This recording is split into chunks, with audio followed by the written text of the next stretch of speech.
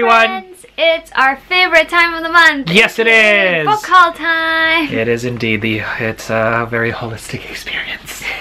Anyway, we're obviously here to share all of the books that we got in the month of January, as well as a few stragglers from December, because we had a couple of fun presents from people come in at the end of the month. Quite a few. So, without further ado, I guess I'm gonna start things off. So, speaking of presents, that is where we're gonna kick things off, because we got quite a few. I'm also going to throw in some books that I borrowed from other people in this section just because I can. First thing, and most exciting, well, one of the most exciting, is the beautiful library edition of Smoke and Shadow, one of the sets of the Avatar: The Last Airbender comics. I have not actually read this one. I think Maki has. Actually haven't, so it's going to be very exciting. Even better, for me. I'm so excited because, again, it's another Zuko-centric story, and we all know I love Zuko, so... Yes, we do. This one is from Kristen and Andrew. Yeah! Which I'm very, very grateful for. Also from Kristen and Andrew, they got us the first volume of the Voltron Legendary Defender comic. Shiro trash. Yes, we all know I'm Shiro trash at this point, but also I just really, really enjoy all of the paladins in Voltron, and I cannot wait. That's true, though. We love them all so much. Like, so much. It's not even funny how much we love them all.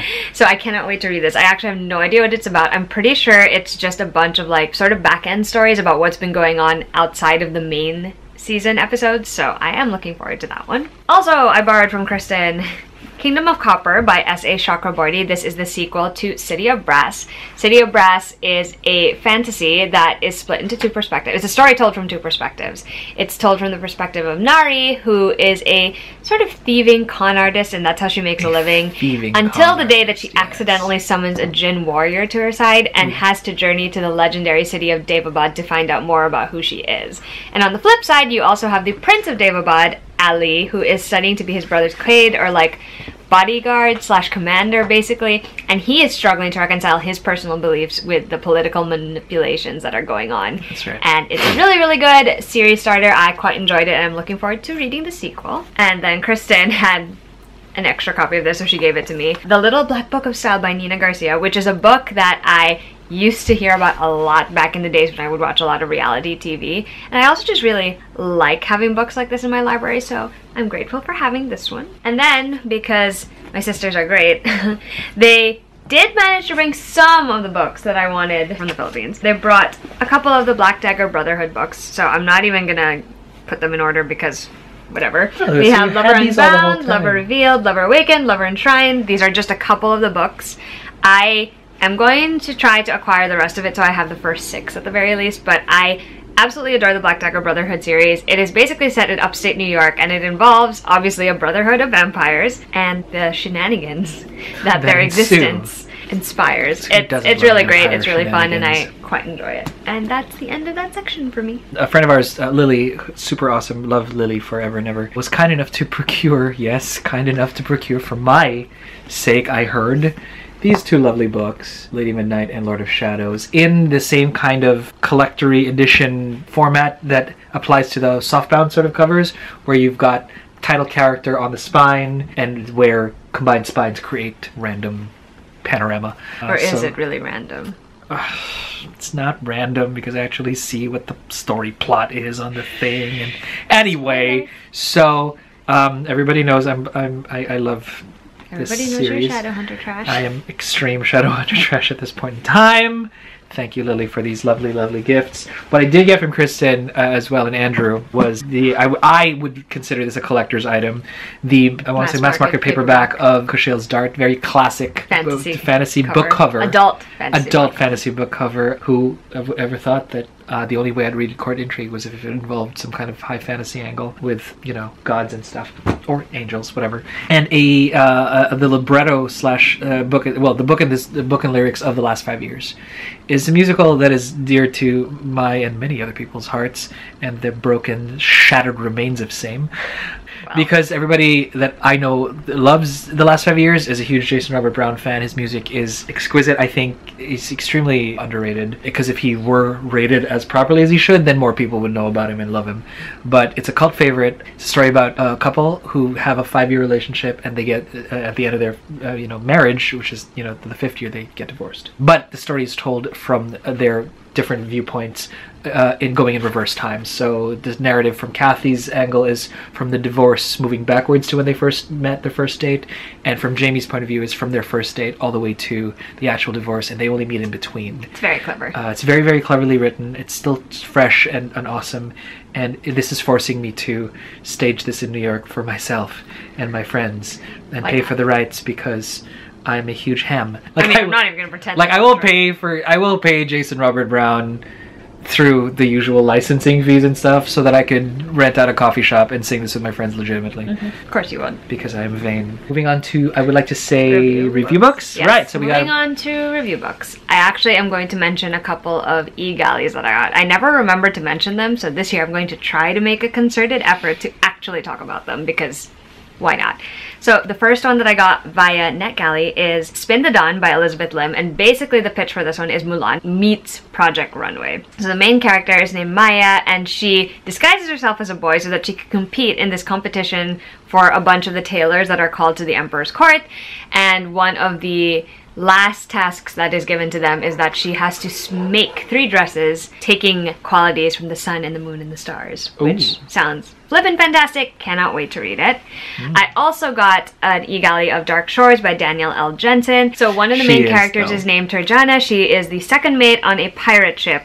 And the other main character is Marcus, and he happens to be a commander for one of the legions, and their paths cross because a power-hungry ruler demands that they, well, demands something from them, and they have to ally together. They have to decide how far they're willing to go and how much they're willing to sacrifice to achieve their goals. And then I also got on eGalley House of Salt and Sorrows by Aaron A. Craig, and this is basically inspired by the 12 Dancing Princesses, except that it's supposed to be slightly darker. Annalay lives with her family in a house by the sea, and she used to have 12 sisters, but 4 of them are dead from different circumstances, and so Annalay knows that her sisters sneak out to go to like balls at night, but she is trying to decide whether she's in a position where she should stop them from doing that or she should join them. And then eventually she meets a stranger and things start, you know, falling into place, and she starts to realize that maybe there's more to her sister's deaths than she thought there was. And then I also got an e-galley of The Unhoneymooners by Christina Lauren. I love Christina Lauren. I mentioned them in a couple of videos, but this one sounds really great, especially because it's about Olive, and she is the maid of honor at her sister's wedding, and she's forced to put up with the best man who happens to be her enemy, someone she hates. Sure. And when the entire wedding party gets food poisoning, there's this all expenses paid trip for Hawaii up for grabs, and so the two of them are like, you know what, free vacation, let's go, we'll just ignore each other while we're there.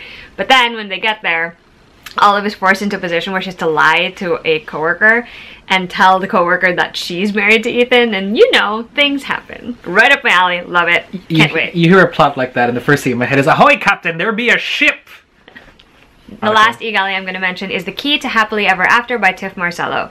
So this is about a family, the Della Rosa family, and the parents have owned and run a successful wedding business for many years in DC. And so the 3 kids basically decide to take over the family business after their parents retire, and they discover that it might not be as easy as their parents have made it look. Continuing on, I got a copy of East and an arc of West from my friend Melissa over at HMH Teen. East is inspired by East of Sun, West of Moon. I think that's what that's what it's called. Anyway, Rose has always been different, and one day a bear appears and makes an offer that she can't refuse because her family's in dire straits, and the bear offers a way for them to be healthy and prosperous. And so she goes with the bear to this castle, and then every night she encounters this stranger, and you can kind of guess where it's going. It's got Beauty and the Beast vibes to it, and West is the sequel, so I'm not going to say anything about it because I don't even know anything about it. I just know it's the sequel. At the very beginning of January, I got a book that I was so excited about, and I've actually already read it, and that book is The Bride Test by Helen Huang. There you go. This is the second book in her series. The first book was The Kiss Quotient. I love that Maki actually knows this. This book is about Michael's cousin Kai. Michael is the main love interest in The Kiss Quotient. Kai is the main love interest in this book. Kai has always felt like he's not capable of feeling like big important emotions like grief and love, but really, and as his family understands, he just expresses and understands them differently because he has autism. So his mom is a little worried that he's going to be alone for the rest of his life, and so she decides that she's going to go to Vietnam and like look for a, you know, possible future wife for her son. And That's where mothers sometimes do, scouting for potential daughters-in-law. And Esme is the girl that her mom eventually invites to come to LA just to meet Kai and like spend the summer with him, maybe see where it goes. So they spend the summer together and things happen. I don't necessarily love it as much as A Kiss Quotient, but it was definitely very good, and I cannot wait for the next book as well. Plus, this book made me laugh out loud, like full-on cackle, and Mackie heard me doing it, and it was great. So I mean, sometimes love find you, sometimes you have to find love. Or sometimes mom helps you find it. So I don't know. It's great. I really enjoyed it. Tor was kind enough to send me a finished copy of Dark of the West by Joanna Hathaway. This is about Aurelia. She's the princess of a small kingdom. She's raised in privilege, but she doesn't really know a lot about the politics of her kingdom. On the flip side, there is a boy named Ethan. He's the son of a general, a fighter pilot who longs to be away from the front lines when his mother is murdered, and they suspect that Aurelia's kingdom, someone from Aurelia's kingdom orchestrated it.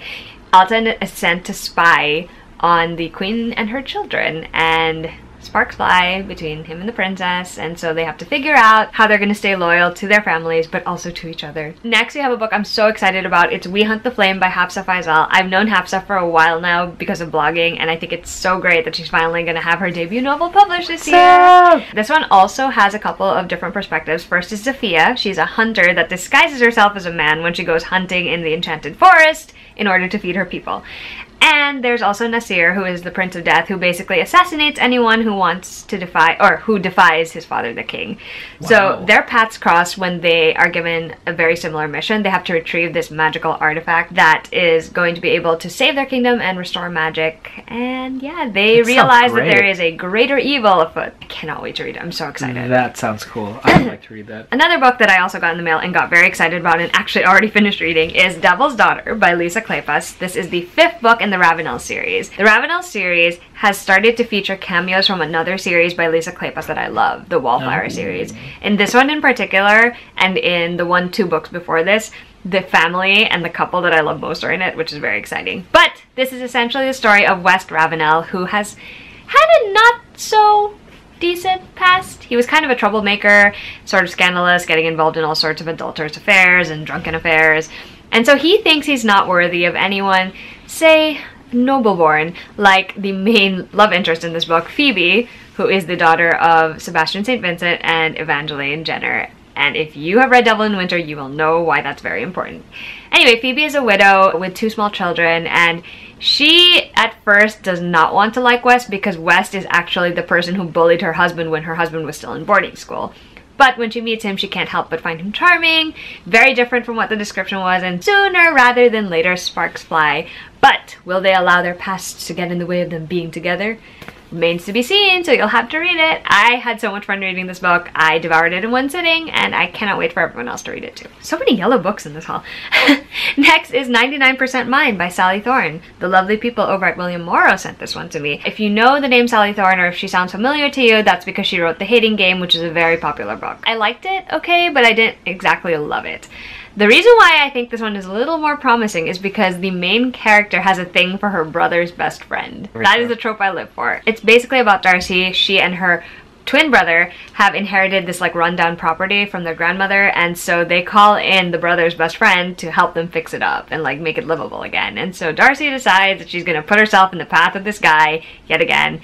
And will sparks fly? Who knows? Can't wait to read it as well. And the last book I'm going to mention for right now is Ship of Smoke and Steel by Django Wexler. So it's about a girl named Isoka. She's 18 years old and she's a ward boss, and she basically gets called out by the Empire when they realize that she has the ability to access the Well of Combat. So they send her on a mission to steal a legendary ghost ship, and the consequence for if she doesn't manage to do this is that her sister is going to die. So this sounds pretty epic. Cannot wait to read it. Okay, that's it for now because that was a lot of books. Right. But there's more to come. More to come. I have a few review books that sort of came in the mail as well. They're obviously addressed to her, but technically they're, going to be falling on my firstborns. It's a novel of the House War, I feel like it's one of those kind of expansion novels, sort of a larger sort of narrative. It's set in kind of like a high fantasy-ish place where somebody who doesn't really want to have powers has to sacrifice her brother or sibling or something to like the creepy woods, and then gifting him with only the one special magical item, and we'll see where her decision and even the brother's adventure goes from there. This looks sort of elven-y. I like the cover. So I'm expecting sort of like a high fantasy kind of read. It's not necessarily my cup of tea, but we'll see where this goes. The Rise of Dragon. So this is fresh off, like we just got this a couple of days ago, by Angie Sage. This is a book one, and I always love it when we get book ones in them because that means I don't have to like dig up books from the library or try to buy them. But then again, when we get book 3, sometimes they become Joshua Kahn kind of written books, and suddenly we love them all completely. So always happy to get like book 2s or 3s. Or Alcatraz was a book 5, I'd like to think. Yeah. And I immediately loved and got all the other. Anyway, it's got it says Rise of Dragons. I think this is London Bridge. I don't even need to read it to know I want to read it. We just like dragons, basically. Like it's so that's gonna be fine.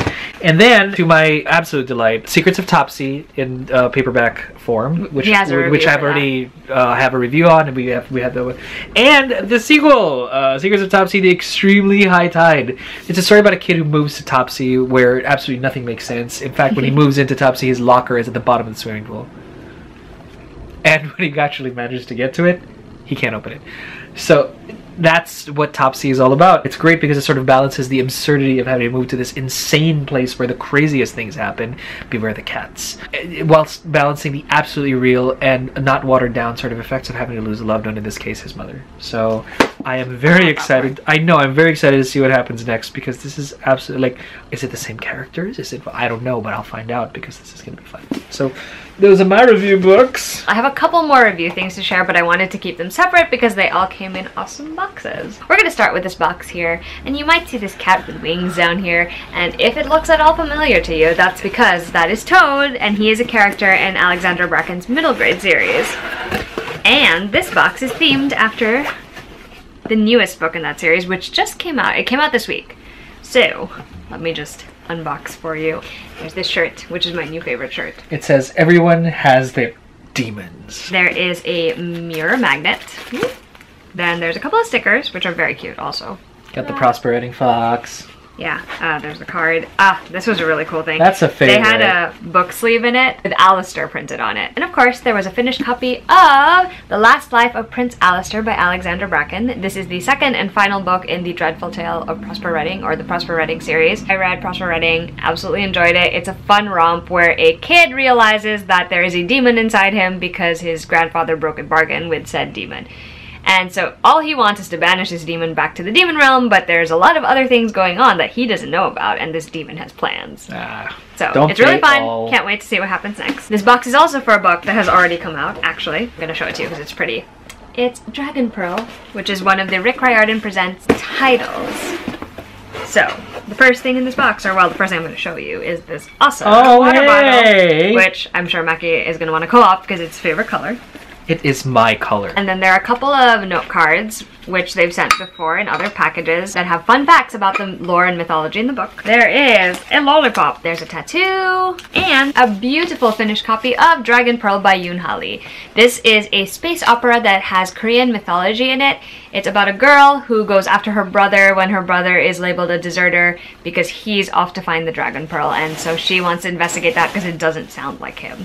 And I can't wait to read this. It sounds amazing, and this cover is beautiful. Last but certainly not least is, dun, dun, dun, if you recognize this illustration, then you probably have guessed that this is a Blood Witch box. So we have a tote bag with the map of the Witchlands on it. Totes. We have a pin that says the Witchlands. We also have these gloves and this pouch that says hanging on by a thread. And last but not least, a finished copy of Blood Witch by Susan Dennard. This is the third novel in the Witchland series. The first one is Truth Witch, the second is Wind Witch, and the 2.5 is Sight Witch. And the Truth Witch series is set in the Witchlands. It starts off being about two best friends, Isolde and Safi, and they are on the run after a con gone wrong, and they are being chased by a blood witch named Eduan. And to make their escape, they team up with Prince Merrick, who is from a different kingdom. And a lot of things ensue. Those are all the book boxes that I received, which are very exciting. Can't wait to get more. I love getting boxes. They're just fun for me to open because there's just so much stuff in them. Agreed. Alright, to the next section. My intermission is actually, I want to sort of give a shout out to the Numenera whole kind of gaming piece, because Humble Bundle just recently released sort of, and for those of you not familiar, Humble Bundle has ends up giving out a lot of digital stuff like games and books and whatever, and comics. If you give a certain amount, you get a certain amount of the books and comics and games. You give the full amount and higher, you will get the whole bundle basically, and the money goes to specific charities that they'll sort of advertise. And so the entire Numenera library of players' guides and bestiaries and campaigns, all of that stuff, pretty in PDF format, just pretty much went on quote unquote sale at Humble Bundle, and of course I downloaded all like 28 PDFs.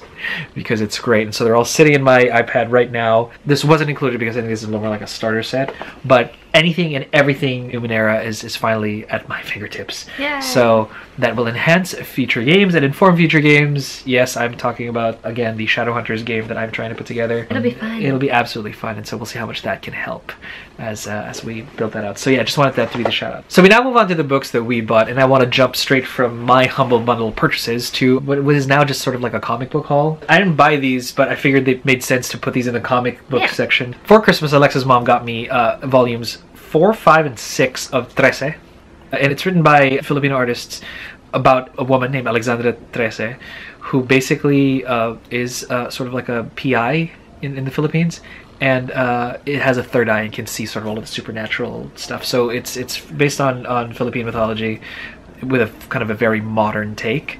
And it's actually going to be a Netflix series. I was going to say, which I'm very, very excited. So it's sort of in preparation for that. They asked me, hey, what kind of birthday gift do you want from Manila? And I'm just like, just give me the Dressa series. And this is it. It's going to be fun. And then the next purchase I would like to say would be the Reign of the Superman graphic novel with combination Blu-ray /DVD /digital kind of whatever download that only Best Buy throws up. Best Buy has this thing where they'll take where a new DC movie comes out and they sort of want to pair it every so often with the graphic novel that it was sort of loosely based off of. And this was set right after Superman's death at the hands of Doomsday, I want to say, and how suddenly Superman just came out of nowhere. John Irons, Superboy, Connor Kent, eventually Connor Kent, the Eradicator, and I want to say Cyborg Superman suddenly came out, and so the world was dealing with that. I don't know if it's going to end with Clark actually coming back. I hope it does, because that'd be super cool, because that's the one way to end the reign, to make it real. So yeah, so very iconic flag. Also, Comixology went on sale, and I thought, sure, I've seen one of these, but every so often when a Comixology sale goes on for DC, I am all over that. So I had a Teen Titans haul. Recently they had a Batman and Flash haul. Okay. I don't know why. So naturally, if you want the Flash, then Flashpoint is what we got. So this is the complete Flashpoint, not the omnibus, but the actual main series itself. Obviously, the inspiration for the DC animated movie that I forced Alexa to watch. Introduced to Alexa. And then we have Batman Incorporated, volumes 1 and 2. And the deluxe version of Batman Incorporated, or the deluxe edition of whatever. I like deluxe. I don't even know. It's just Batman Incorporated, and I want it. The premise of Batman Incorporated before the New 52 came about and Flashpoint and ruined everything was that we were coming to a point where Batman has decided this is not working anymore for him, and he wanted to take his battle against crime global. So what he did was basically reached out to every single vigilante that he could find per country, and basically said, I'm funding you to be the Batman of your country, so that my war on crime is now global, and we will call us Batman Incorporated. I'm just like, give me some of that, all of it. And then the New 52 happened, and I lost everything. Okay, so Hush, and then lastly Hush. The only reason I wanted Hush was because, and for those of you who may or may not know, I am not fully aware. I've only read this 8 million years ago, and that was the only incident I had with Hush. 8 million years ago. It was a long time ago, but it basically centers around how somebody decides to sort of, single white female Bruce Wayne, and pretend to be Bruce. Had his face bruised up, and sort of took advantage almost, and I don't know if this happens before or after that, but the point is Hush has wanted to destroy Bruce from the inside out for the longest time and decided to target Selina. So this is one of the moments. The reason why I bought it is because it was one of the moments when I was really finally on the Bruce and Selina ship. Long before I decided Baby Bruce and Baby Selina on Gotham was a ship of mine that I needed in my life. I didn't know why. I was sort of not ambivalent to Bruce and Selena until this moment, because I realized, he really does love her beyond the occasional rooftop shenanigans that don't involve crime. So that's my deal, and that's my comic haul, and I'm absolutely happy with it, because as a last piece, I want to, and it's not here, it is the Wicked and Divine Omnibus, third volume finally came out. Again, Wicked and Divine is by Kieran Gillen, and it centers around a pantheon of gods who get reborn every 100 years, and they're meant to woo the world and then die dramatically. And we are on their, I think, third, fourth iteration, and things go wrong. So now we're in the aftermath of what went wrong. You seem so pleased about that. I love the Wicked and Divine. It's amazing, right? And it's always a guessing game of which god is this one until you reveal them. So it's kind of cool. Well, the first two books I'm going to show you are two different editions of The Wicked King by Holly Black. This is the Barnes & Noble edition. This is the regular edition. The Wicked King is the sequel to The Cruel Prince. The Cruel Prince is about Jude, who was taken away to fairyland with her sisters when she was very young. And she, as a teen, is now trying to find her place in the world of fairy. And if that means she has to learn how to lie and cheat and steal, basically, she's gonna do it. This is the sequel and the aftermath of everything she chose to do in the first book. And it is very, very good. Cannot wait for the third book. Next are two books also in a series, The Girl in the Tower and The Winter of the Witch by Catherine Arden. This is book 2 and book 3 of the Winter Night trilogy. The first book is called The Bear and the Nightingale, and it centers around a main character named Vasilissa. Vasilissa leads a pretty sheltered life. She lives at the edge of the forest with her family, and her family pretty much pays their respects to the old gods and the old ways. But when her mother dies and her father goes off to the city and comes back with a new stepmother, the new stepmother is like, no, we're not going to be doing any of that anymore. And so Vasilissa and the stepmother butt heads, obviously, because Vasilissa knows it's wrong not to respect the old ways, and shenanigans ensue. I don't know anything about the second and third book because I haven't read them yet, but I cannot wait to binge that series. Speaking of series, here are two that are companion novels. The Goose Girl and Anna Burning, both by Shannon Hale, and both part of the Books of Bayern series. The Goose Girl actually made it to my favorites of 2018. It is a YA retelling of the Goose Girl fairy tale, and it centers around main character Anna Dory, whose identity is stolen by her lady-in-waiting when she's on her way to an arranged marriage. And so she has to figure out how to make her way in this foreign country where she knows no one and has nothing. And fate just has something in store for her. And Anna Burning is the companion sequel. Anna is actually one of the characters in The Goose Girl. You know, sometimes you see a book and you're just like, I'm gonna buy it because it's pretty, and you know nothing about it. That is me with this book, basically. It's called Ballet Shoes, and it's by Noel Streatfeild, and the back just says, 3 orphan girls, a pair of pink slippers, a lifetime in spotlight. Oh. First of all, I love ballet. Second of all, I love children's books that have orphans in them. That's a weird thing to say, I know, but like, there's just something about that, and this cover is just too pretty for words. This one is one that I think you have on Kindle. I also have this. I'm so excited. The Fork, the Witch, and the Worm by Christopher Paolini, and this is basically Tales from Allegatia, which is the world of Aragon. It has been a hot minute since I read Aragon, like it's been so long, but I am looking forward to revisiting this world and perhaps reading the series, perhaps not reading the series, who knows? Anyway, I ended up with a finished copy because why not? The next book is The Last Unicorn, The Lost Journey by Peter S. Beagle. I have not yet read The Last Unicorn ever in my lifetime. And when I saw this pretty edition of it, I was like, you know what? I'm gonna buy it and then I'm gonna read it. I actually know nothing about it. I like how you're giving me that face. Don't give me that face. Because I love that book and I love that series. Well, this is your responsibility to just get me to read the things that you love. The next book is The Penderwicks, A Summer Tale of 4 Sisters, 2 Rabbits, and a Very Interesting Boy by Jeanne Birdsall. The first person I saw read this and recommend it was Hannah from So Obsessed With, but then Kristen recently read it and she loved it just as much. And so she convinced me that I needed to own it. Basically, the way she pitched it to me was, it feels like Anne of Green Gables meets Little Women.